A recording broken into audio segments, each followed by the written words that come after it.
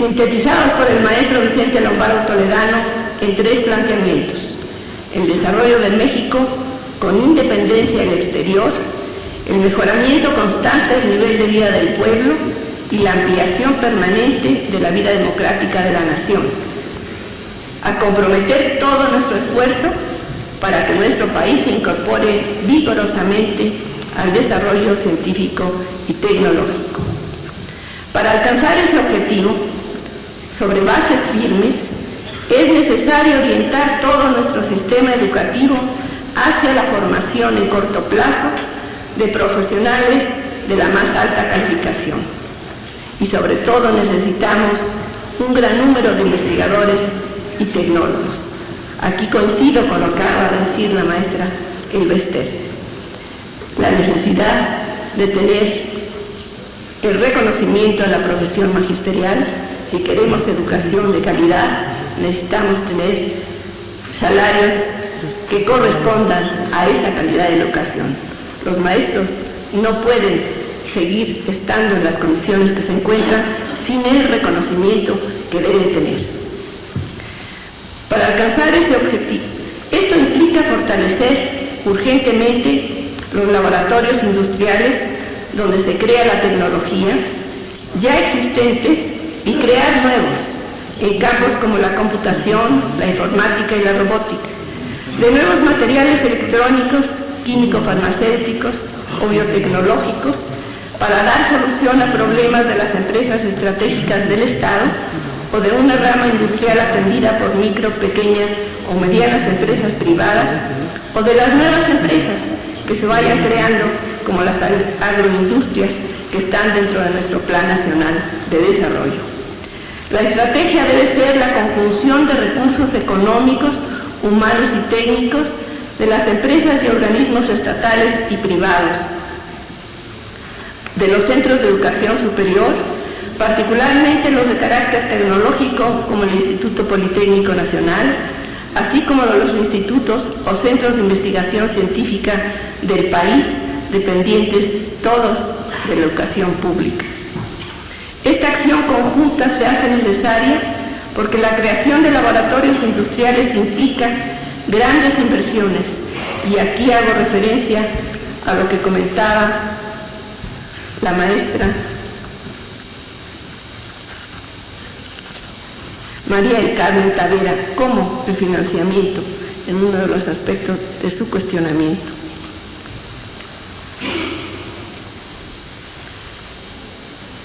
Esta acción conjunta se hace necesaria porque la creación de laboratorios industriales implica grandes inversiones y requiere de recursos humanos que solo se pueden formar a corto plazo y en cantidad suficiente mediante un plan específico en el que participen los centros de educación superior, y además porque los laboratorios industriales requieren de la asesoría y del trabajo complementario de los centros de investigación científica de las instituciones de educación superior.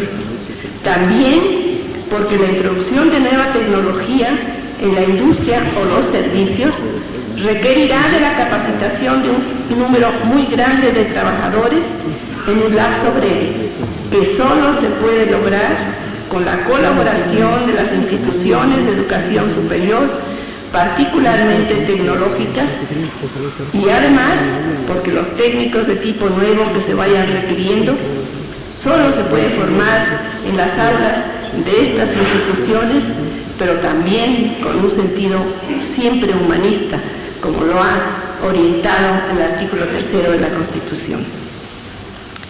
La coordinación de todas estas acciones debe ser una función del Gobierno federal a través de un organismo de carácter ejecutivo que bien podría ser una nueva secretaría, la Secretaría de Educación Superior de la Ciencia y de la Técnica, proposición que forma parte de la plataforma electoral de mi partido.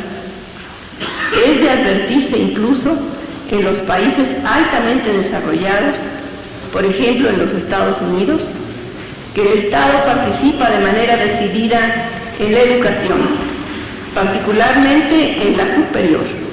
En todos los países se observan esfuerzos por el fortalecimiento de su respectivo sistema educativo, y es el Estado el que impulsa ese proceso.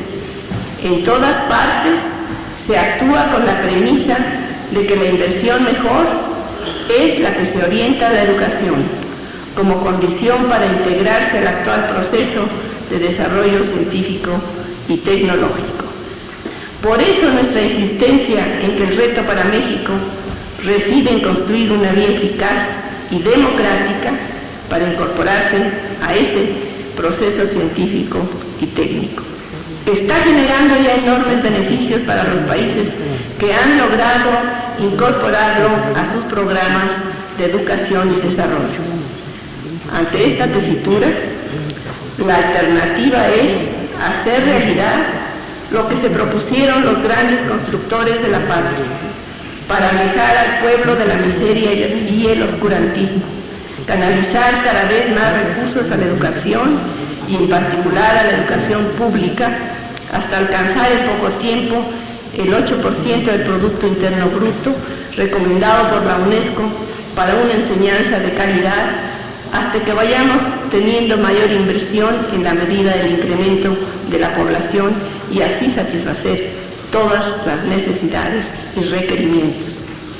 Con ese esfuerzo es posible masificar la educación y hacerlo con la mayor calidad posible para que ningún niño o joven mexicano quede fuera de las aulas o adulto que requiera de este servicio.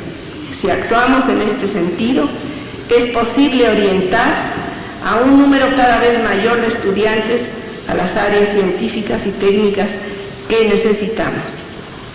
Los recursos crecientes en términos reales para la escuela pública es posible además no solo la construcción y adecuado mantenimiento de los centros educativos, sino lo más importante, lograr que el proceso de enseñanza-aprendizaje se base en el uso a plenitud de todos los avances científicos y tecnológicos, como las computadoras, los circuitos cerrados de televisión, la informática, etc., que deben ser de uso común para todos los escolares y estudiantes, tanto en los centros educativos de las grandes ciudades como en las escuelas más alejadas en el campo, sin distinción de ninguna especie.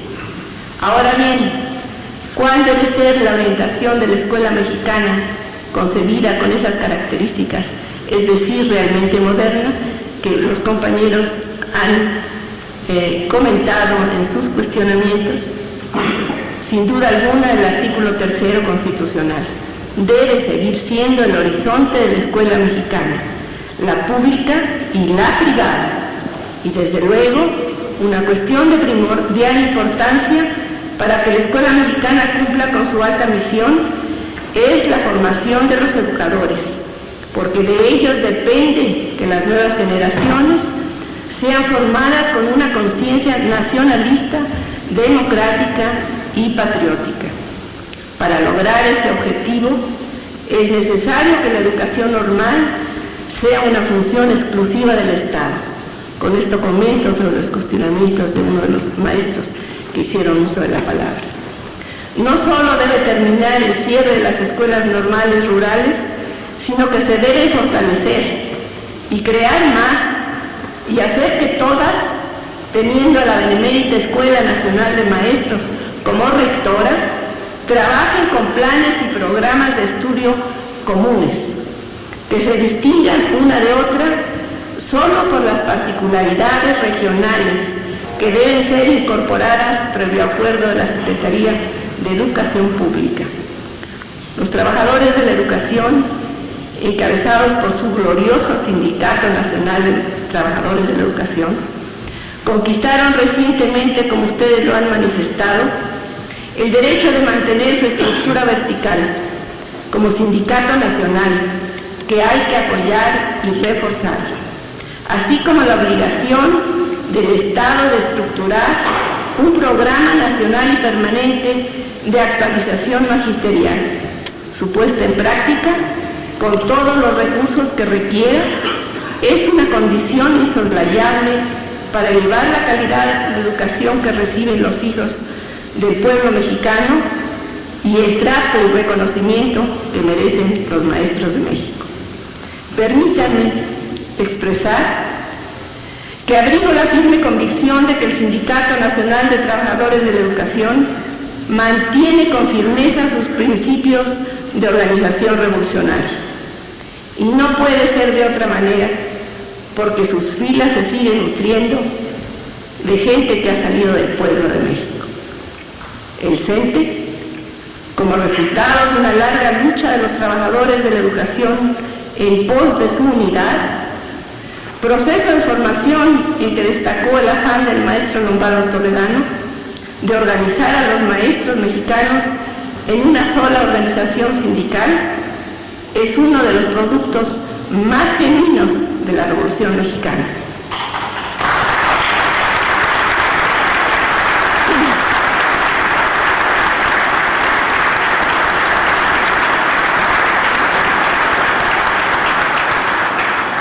El Sindicato Nacional de Trabajadores de la Educación nació y se consolidó como un sindicato que lucha por el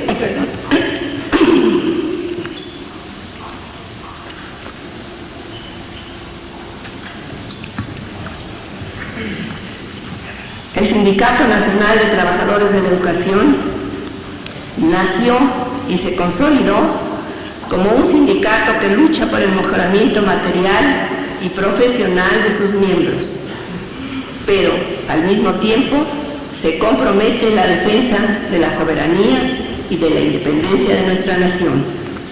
Esta reunión es una muestra de que el CENTE no solo está atento al carácter de nuestro tiempo, sino que orienta su acción para ser actor en las transformaciones, y es satisfactorio constatar que lo hace enarbolando sus principios doctrinarios, que no son otra cosa que el proyecto de nación que el pueblo se ha propuesto en su lucha histórica. Por eso me siento orgullosa de pertenecer a él. Los maestros mexicanos tienen pleno derecho a mejores salarios y superiores condiciones de trabajo para estar en posibilidad de cumplir cabalmente con su función de educadores del pueblo de México, de orientadores del pueblo, de guías del pueblo.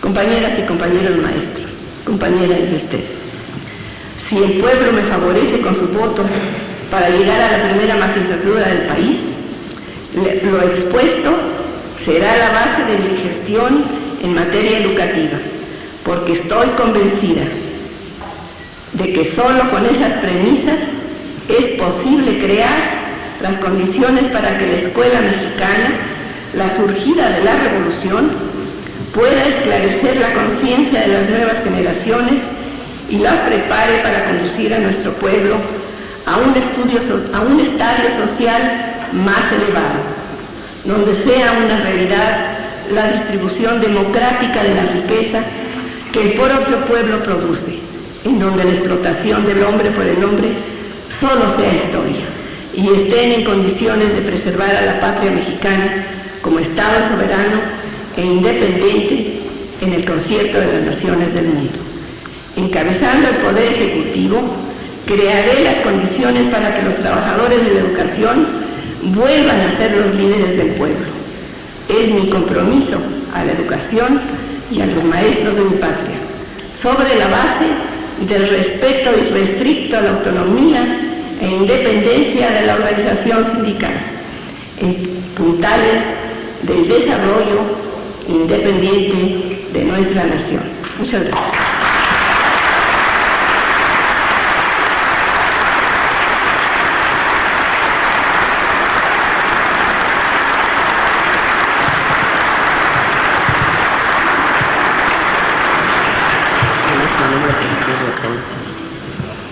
Agradecemos la presencia de la compañera maestra Marcela Lombardo Otero, candidata a la presidencia de la República por el Partido Popular Socialista.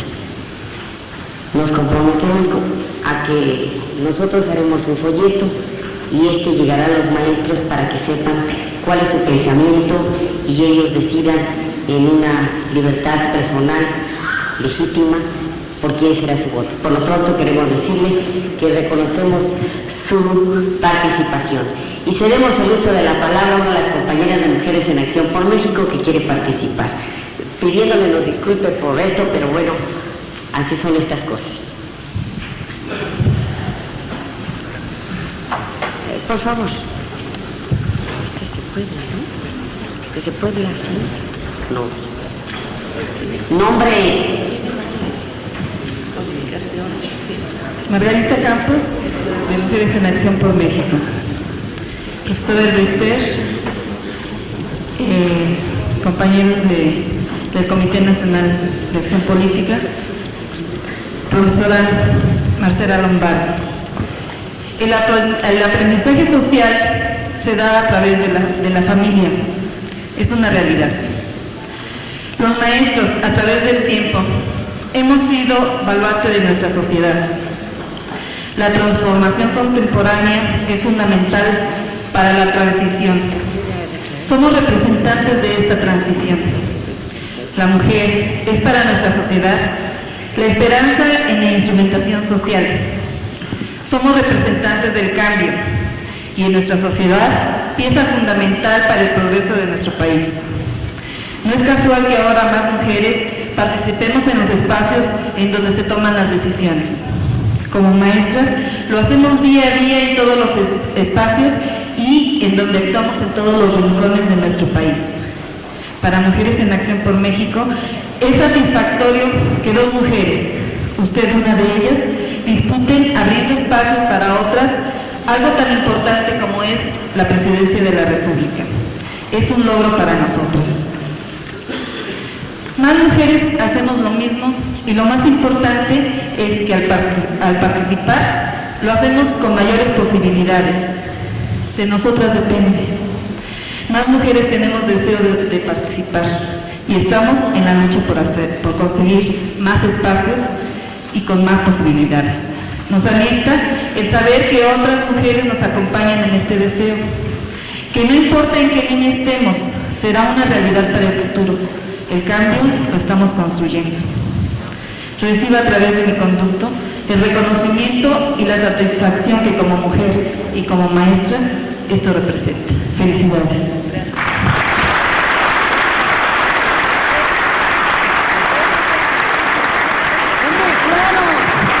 Por favor, perdón, yo cometí una equivocación, no sabía si la candidata del Partido Popular Socialista tenía alguna reflexión de algunas cosas que quería comentarles. Ella nos solicita que lo quiere hacer y para nosotros es un honor. Quiero hacer referencia a algunos de los comentarios que me parecen importantes, a los que hicieron referencia a los maestros que hicieron uso de la palabra. Hay dos aspectos que, sobre todo, que creo que ni en mi exposición ni en los comentarios que hice los contemplé. Uno se refiere al artículo 123 y al apartado B. Nosotros siempre hemos pensado que todos los trabajadores deben tener los mismos derechos. Desde luego el derecho de huelga es uno de los aspectos fundamentales de los trabajadores organizados. Entonces esto es fundamental y desde luego nuestra lucha es en ese sentido. Nosotros no dejamos a un lado ningún aspecto de los que sean aquellos que pudiesen lesionar a los trabajadores, a sus derechos, o aquellos que pudiesen impulsar y fortalecer sus organizaciones sindicales, siempre y cuando se les respete su autonomía y su derecho a su autogestión. También hay otro aspecto que el profesor Julián Reyes se refirió. Él habló acerca de la pluralidad. Eso es precisamente por lo que nosotros estamos luchando, porque exista un sistema democrático plural. El pluralismo democrático es lo que realmente puede ser un sistema democrático y no al impulso a un bipartidismo, que es lo que está sucediendo en la práctica. Y es a lo que nosotros estamos oponiéndonos y rechazamos todas estas actitudes arbitrarias que han sido para favorecer a la corriente conservadora de la derecha, que es el bipartidismo. Estas son las que nosotros denunciamos como tal. Estamos luchando por el pluripartidismo y porque se amplíe la democracia en el país, porque con esto podemos enriquecer el diálogo y enriquecer las propuestas que beneficien más a la nación. Un ejemplo es el CENTE. Aquí hay pluralidad, por eso se invita a todos los candidatos de los diferentes partidos, y los maestros pertenecen a diferentes partidos políticos y así expresan sus opiniones. También habló este mismo compañero acerca de la sociedad civil. La sociedad civil, compañeros maestros, está integrada por ustedes, por nosotros, por todos los que estamos aquí, por seres humanos. Y estos seres humanos tenemos intereses. Y estos seres humanos pertenecemos a clases sociales y representamos los intereses de esas clases sociales. La sociedad civil no es apolítica, eso es una farsa, eso es un engaño, es una manipulación de una serie de grupos conservadores que quieren pasar por encima, como usted decía, que han rebasado a los partidos políticos. Eso no es verdad. Los partidos políticos están luchando en el seno de la vida democrática del país, precisamente para darle mayor riqueza. Pero lo que se pretende, y esto corresponde desde el punto de vista político a la política económica neoliberal, esta es la política que corresponde a ello en la vida democrática, es el negar la vida de los partidos, la importancia que estos tienen y tratar de disminuir su presencia. Lo vemos en todas las expresiones de los representantes de estas corrientes conservadoras. Por eso nosotros insistimos, la sociedad civil no puede ser manejada como gente que no tiene ningún concepto de lo que debe ser la vida interna de la nación. Tienen intereses y lo representan.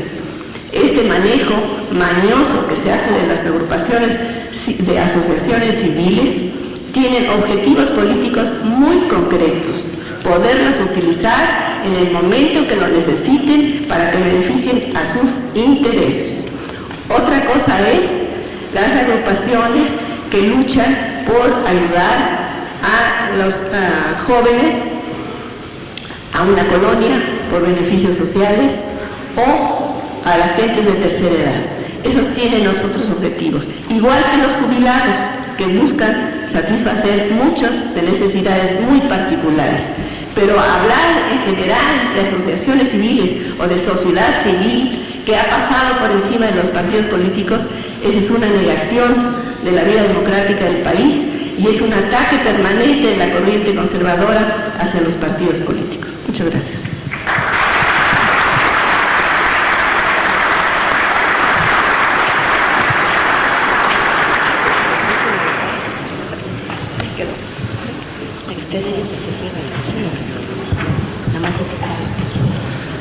Le rogamos a los compañeros que fueron nombrados para despedir a la candidata del Partido Popular Socialista que cumplan con su función y damos por culminada la reunión de la Asamblea del Comité Nacional.